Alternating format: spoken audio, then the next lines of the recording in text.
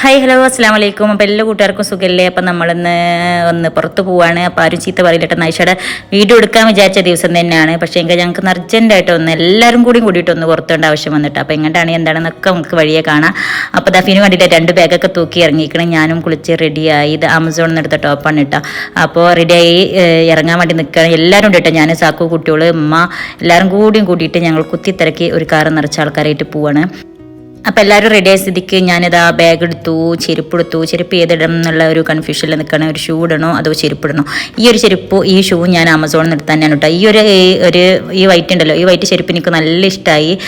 അപ്പോൾ ഈ ഒരു ചെരുപ്പിൻ്റെ കൂടെ തന്നെ എനിക്ക് ഇതിൽക്കും ഇഷ്ടമായിട്ടുള്ള ഒരു ചെരുപ്പും കൂടി വന്നിട്ടുണ്ടായിരുന്നു. പക്ഷേ എങ്കിൽ കാലിട്ട് നോക്കിയപ്പോഴാണ് മക്കളെ കണ്ടില്ലേ, നിങ്ങൾക്ക് ആർക്കെങ്കിലും മനസ്സിലായി? ഇങ്ങനെ കണ്ടപ്പോൾ എന്താ സംഭവം എന്നുള്ള വലിയൊരു അമളി പറ്റിയിട്ടുണ്ട്. കണ്ട, ഒരു കാലിൻ്റെ 2 ചെരുപ്പാണ് നമുക്ക് വന്നിട്ടുള്ളത്. അപ്പോൾ ഒരു കാലുമ്പോൾ 2 ചെരുപ്പിടാൻ പറ്റാത്തതുകൊണ്ട് ഞാനത് റിട്ടേൺ വിട്ടിട്ടുണ്ട്. ഇനിയിപ്പോൾ ശരിയാക്കി വന്നാൽ ഞാൻ കാണിച്ചു തരണ്ട കേട്ടോ. കുഞ്ഞായ്മ ാരാണ് ഇത്? ഏതാ പെണ്ണേ? എന്റെ കട്ടില് നിറഞ്ഞിരുന്നല്ലേ?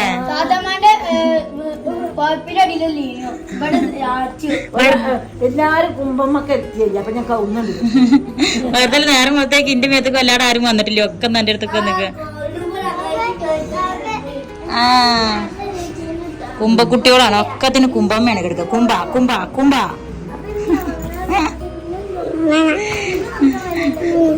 8 പേരക്കുട്ടികൾ പറഞ്ഞിട്ട് ഉമ്മയുടെ കുമ്പൊക്കെ കുറവൊന്നുമില്ല പറഞ്ഞ പോലെ. തീരെ ആച്ചുണ്ട് ഇവിടെ. എന്താണ് ഞാൻ പ്രശ്നം? ഇതെന്താ പാവക്കുട്ടിക്കേറ്റ് പോണത് റബ്ബേ? അപ്പൊ അടുത്ത ആളെ കയ്യിലുണ്ട്. ഇതെന്തിനാ കുട്ടികളൊക്കെ എടുത്ത് നിങ്ങളെ തന്നെ എല്ലാരും കൂടി വണ്ടിയിൽ കൊള്ളുന്നില്ല. 3-ാമത്തെ ആളെടുത്തതാ. സാക്കുവാ ഇതിപ്പോ മക്കളെ മക്കളെയും നോക്കേണ്ട അവസ്ഥയിലായിരിക്കണല്ലോ, പേരക്കുട്ടികളെ നോക്കേണ്ട അവസ്ഥയിലായി എത്തിക്കണം ഇപ്പൊ കാര്യം. മുണ്ടില്ലാത്ത സാക്ക് മക്കളെ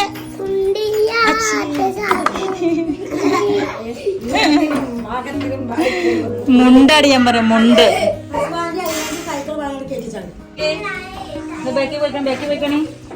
ബാക്കിൽ പോകും മക്കളെ. കുട്ടികളെ ആരും ഫ്രണ്ടിൽ ഇരിക്കണ്ട.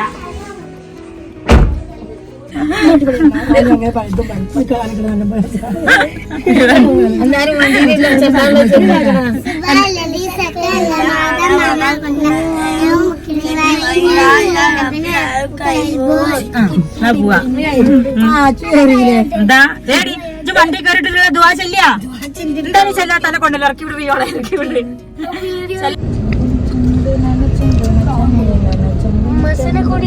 മസനക്കുടി വഴി ഊട്ടിയിൽ പോകുന്ന മക്കളെ, നിങ്ങൾ വല്ലാത്തൊരനുഭവം. വണ്ടിയിൽ കുത്തി തിരക്കി ഇങ്ങനെ പോണതുപോലെ. അപ്പോഴാണ് വല്ലാത്ത അനുഭവം. ഒച്ചയും വിളിയും തല്ലും. മക്കളെ ട്വിൻസ് എവിടെ നോക്കിക്കോളിയും പോണ്ടവര്.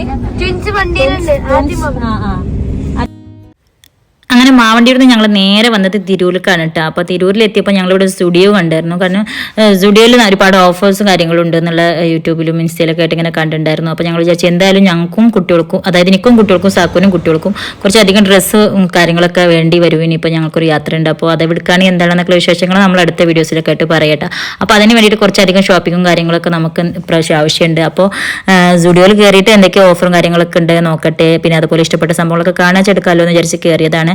അപ്പോൾ നല്ല രീതിയിലുള്ള കളക്ഷൻസും കാര്യങ്ങളൊക്കെ ഉണ്ട്. പക്ഷേ എങ്കിൽ ഓഫറും കാര്യങ്ങളൊക്കെ ഏകദേശം തീർന്നു തുടങ്ങിയിട്ടുണ്ടായിരുന്നു. കാരണം ഈ മാസം ലാസ്റ്റ് വരെയാണ് ഇത്ര ഓഫർ ഉള്ളത്. പിന്നെ ചപ്പൽസിനൊക്കെ നല്ല ഓഫറും കാര്യങ്ങളും ഉണ്ട് കേട്ടോ. എപ്പോഴും ഉണ്ട്, നല്ല മോഡൽസും കാര്യങ്ങളൊക്കെ ഉണ്ട്.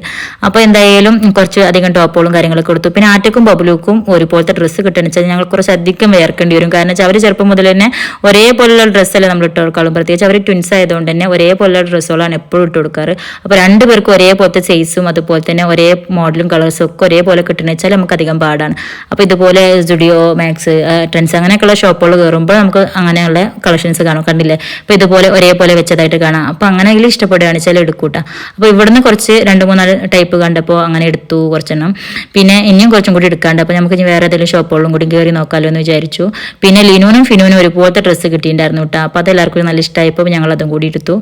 അങ്ങനെ ഇത് ഇവിടുന്ന് ഇറങ്ങാട്ടെ. പക്ഷേ ടൈം നോക്കിയപ്പോൾ 3 മണിയായിട്ടുണ്ട്. മക്കൾക്കൊക്കെ പീറ തുടങ്ങിയിട്ടുണ്ടായിരുന്നു. കാരണം രാവിലെ ഫുഡും കഴിച്ചിറങ്ങിയതല്ലേ. 3 മണി വരെ ഇവിടെ ഇറങ്ങിയ വെള്ളം പ്രത്യേകിച്ച് കാര്യങ്ങളൊന്നും ഇല്ലല്ലോ. അപ്പോൾ പിന്നെ നേരെ നോക്കിയപ്പോൾ ഫ്രണ്ടിൽ നമ്മൾ അൽബൈക്ക് റെസ്റ്റോറൻറ്റ് കണ്ടിട്ടുണ്ടായിരുന്നു. അപ്പോൾ അവിടെ കയറിയിട്ട് പിന്നെ എല്ലാവർക്കും മെനു കാർഡ് നോക്കിയപ്പോൾ പല പല ഐറ്റംസ് ഉണ്ട്. അപ്പോൾ കൂടുതലും വരും ബർഗറാണ് പറഞ്ഞത്. അപ്പോൾ പിന്നെ എന്തായാലും എല്ലാവർക്കും ബർഗർ തന്നെ ആയിക്കോട്ടെ എന്ന് വിചാരിച്ചിട്ട് കുട്ടികൾക്കൊക്കെ കിഡ്സ് ബർഗറും ഞങ്ങളെല്ലാവരും വേറെ ഒരു ബർഗറും അങ്ങനെ പറഞ്ഞു കഴിച്ചിട്ട്. അപ്പോൾ നല്ല അത്യാവശ്യം നല്ല നല്ല ഫുഡ് തന്നെ ആയിരുന്നു. അപ്പോൾ എല്ലാവർക്കും നല്ല ഇഷ്ടമായി. അപ്പോൾ അതും കഴിച്ച് ഞങ്ങൾ ഇനി ഇവിടുന്ന് നേരെ മക്കൾക്ക് കുറച്ചും കൂടി ഡ്രസ്സും കാര്യങ്ങളൊക്കെ എടുക്കാണ്ട്. അപ്പോൾ ഇവിടെ അടുത്ത് തന്നെ ട്വിൻസ് പറഞ്ഞിട്ടുള്ള ഒരു ഷോപ്പ് ഉണ്ടെന്ന് പറഞ്ഞിട്ട് ഇപ്പോൾ ഞങ്ങൾ അങ്ങോട്ട് പോയിക്കൊണ്ടിരിക്കുകയാണ് കേട്ടോ.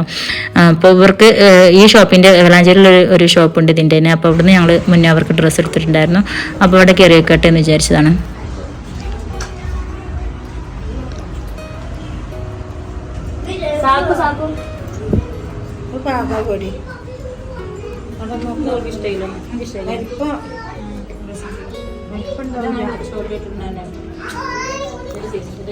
കുട്ടികളുടെ ഡ്രസ്സ് എപ്പോഴും നമുക്ക് നല്ല രസമാണല്ലേ. എനിക്ക് ഭയങ്കര ഇഷ്ടമാണ് കുട്ടികളുടെ ഡ്രസ്സുകൾ ഇങ്ങനെ കാണാനായിട്ട്, പ്രത്യേകിച്ച് പെൺകുട്ടികൾ ഇട്ടാ. പെൺകുട്ടികൾ 2 പെൺകുട്ടികൾ ഉണ്ടെച്ചാലും നമുക്ക് എത്ര കണ്ടാലും ഇനിയിപ്പോൾ വേറെ ആരെങ്കിലും ഇട്ടിട്ട് കണ്ടാണെങ്കിലും ഇത് കടയിൽ കയറി കണ്ടാലാണെങ്കിലും പെൺകുട്ടികളുടെ ഡ്രസ്സ് കാണാൻ ഭയങ്കര ഇഷ്ടമാണ്.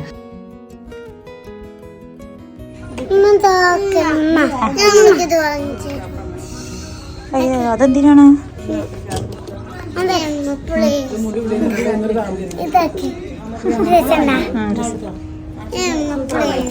ആറ്റുപബ്ബിൽ ഷോപ്പിൽ കയറിയപ്പോൾ തുടങ്ങിയിട്ട് ഓരോ ഡ്രസ്സ് ആണെങ്കിലും അതുപോലെ ചെറിയ ചെറിയ ടോയ്സ് സംഭവങ്ങളൊക്കെ അങ്ങനത്തെ ഉണ്ട്. അപ്പോൾ ഓരോന്ന് കണ്ടിട്ട് പ്ലീസ് പറഞ്ഞിട്ട് വരുന്നുണ്ട് ഓരോന്നിനായിട്ട്.